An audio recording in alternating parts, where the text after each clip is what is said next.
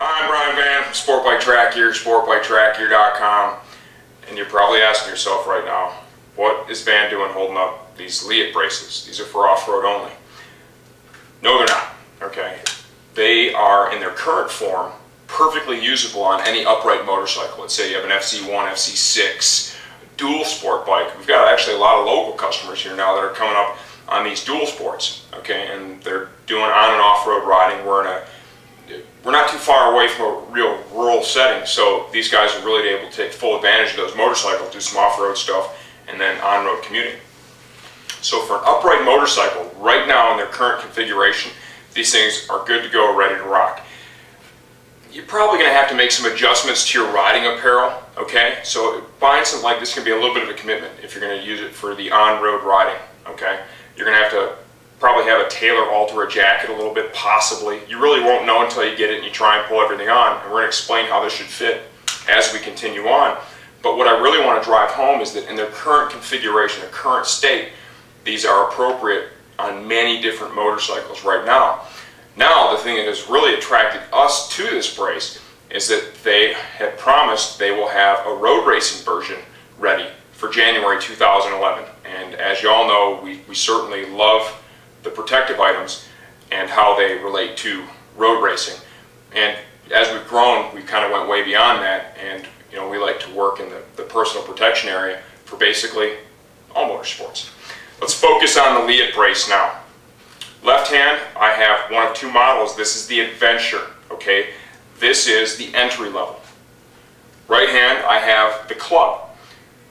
At a glance, they look nearly identical. The difference between the two is that the Club offers a higher level of adjustability, okay? You're able to adjust the critical points on both, okay? But on the Club, you're able to adjust what they call the table height. This is the table right here, okay? And on this model, you're able to raise it up or lower it down. This essentially goes in between your helmet and your torso, and this is what, if in fact you have the brace on and you have an accident, this is what your helmet is going to come in contact with, okay? At the end of the day, the better the brace fits, the better it can serve to protect you if in fact you have an accident. We're really going to cover how to properly fit this as we continue on with this Leatt brace review. All right, let's talk about how the Leatt brace became to be. A trauma surgeon in South Africa, Dr. Chris Leatt, avid motorcycle rider, was at an enduro event, and there was a severe accident, and it was known that he was a trauma surgeon, so they came over and they asked him to consult, take a look. Unfortunately, it was a fatal neck injury. It was an injury to the C-spine. The C-spine is essentially the first 7 vertebrae. Okay, it's a very important area of your body because it controls a lot of the involuntary functions, you know, breathing, heartbeat, that kind of stuff. So it's a very key area, no doubt about it. From that event, what he took away was that he was motivated to design something that could help prevent injuries like that in motorcycling, okay? He began some simple mock-ups from there, as I understand it, and as he realized that he needed more knowledge than he had himself to develop this, he got involved with a team of biomedical engineers, okay? And as they continued to develop the product, they actually went out and they secured a $250,000 test dummy where they're able to actually test their designs, okay, to ensure that they work as designed. As of today, as of the filming of this, that's the only company, Leatt is the only company that we know of that actually has their own test dummy to test the product and make sure that it works. Okay, let's talk about the 5 different types of neck injuries that the Leatt brace can help to protect you against, okay? We're going to use some medical kind of terms here, and then I'm going to try and explain it too in a way that just makes sense. Just use some good old common sense and logic, right? The first one is going to be hyperflexion. That's simply when your neck is being pushed forward, okay, your chin into your chest, right? It can help prevent that. The way it does that, you can see that's quite simple, okay? This is the front of the brace. Your head's being pushed forward. The chin bar of the helmet, remember, this only works if you're wearing a full face helmet. If you want to wear an open helmet, this is going to do nothing for you, okay? The chin bar of the helmet comes in contact with the front portion here of the table. Remember, the brace has to be adjusted correctly to work, and we're going to show you how to do that. And we're going to have a whole video on adjusting this because it's that critical.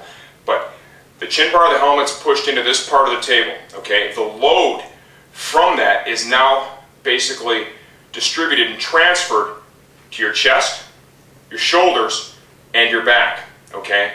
Each of those areas on the brace is in contact with your body. So essentially, chin bar of the helmet hits this part of the table, it pushes here, and it slows that motion down, and it does not allow your neck to move beyond its normal range of motion, okay? That is going to be hyperflexion. Hyperextension, that is when your head is forced backwards. Same principle here with the hyperflexion.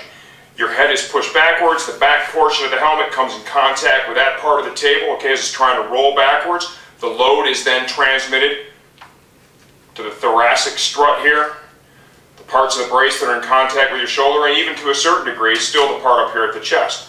So there's 2 of the 5 covered. Now, side to side, that's going to be lateral hyperflexion, okay? Really simple. Your head's trying to be pushed to the side, helmet comes in contact here with the table. Once again, it transmits the load and the force to the parts of the brace that come in contact with your body. Okay, so we have 2 directions there. We're at 3 of the 5. Those 3 are serious, but the last 2 are the most serious. And we're going to start with the posterior hypertranslation. Okay, that is when you come in contact with a ground or an object from the front, and it's pushing your head backwards. Think like it's trying to push your head right off your shoulders. What the Leatt can do then is the back of the helmet comes in contact with this part of the table that's kind of rolled up to slow that energy down, and it takes and distributes that load, thoracic strut, up here in the chest, and even on the shoulders, okay?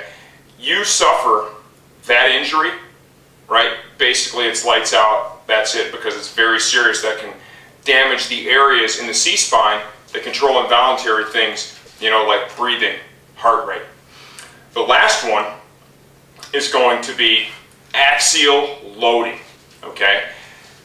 Axial loading, think human lawn dart, okay? You are up in the air, you're coming down literally head first, okay? Like so. What happens then is the bottom part of your helmet, all the way around, is going to come in contact with the table here. The energy is then going to be distributed and transferred to your shoulders, chest, and back. Okay, so instead of the energy going from your helmet to your neck to your body, this brace transfers the energy to areas that are not easily injured, like sides of your shoulders, chest, and back. That is how the Leatt brace can help to protect you against the 5 major neck injuries. Okay, we've already talked about the 5 different types of neck injury that the Leatt brace can help to protect you against, okay? Anytime you have a significant impact and you're wearing this thing, okay, you need to inspect it and make sure that it's going to be good to go for the next one, okay? It's really easy to do. The good news is if any of it is not ready to go for the next one, all the parts are replaceable. They're really affordable. It's not a big deal. Because remember, this is not made to just crash over and over and over again.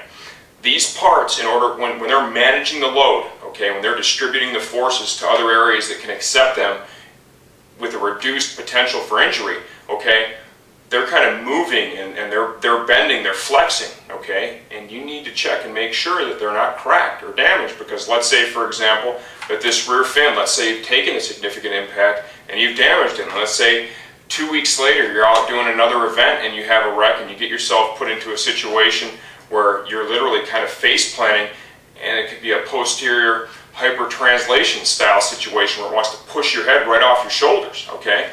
If you didn't take the time to look at this and that's already cracked and it can't do its job the way it was intended to, it may not protect you from the injury. So real quickly, how are we going to look at this? Easy to do. If you want to tighten up here, Josh, this is our thoracic strut, okay? Back part of the brace, the strut is this piece right here. Take a close look at it. If you see any stress cracks, any cracking whatsoever, okay, get a new one, replace it. The tables, it's this piece right up here. Okay, what you need to do there is take the cover, easily removable. You should be removing this to wash it anyways, okay? pull it off. I'm going to remove just a section of it, but I would encourage you to take all of it off and take a good look at this. Move it around a little bit, inspect it closely for cracking. You see anything, okay, stress cracks, you know, hell, it could even be broken off if it was a bad enough impact. Let's get the replacement parts on there and keep this thing working as designed.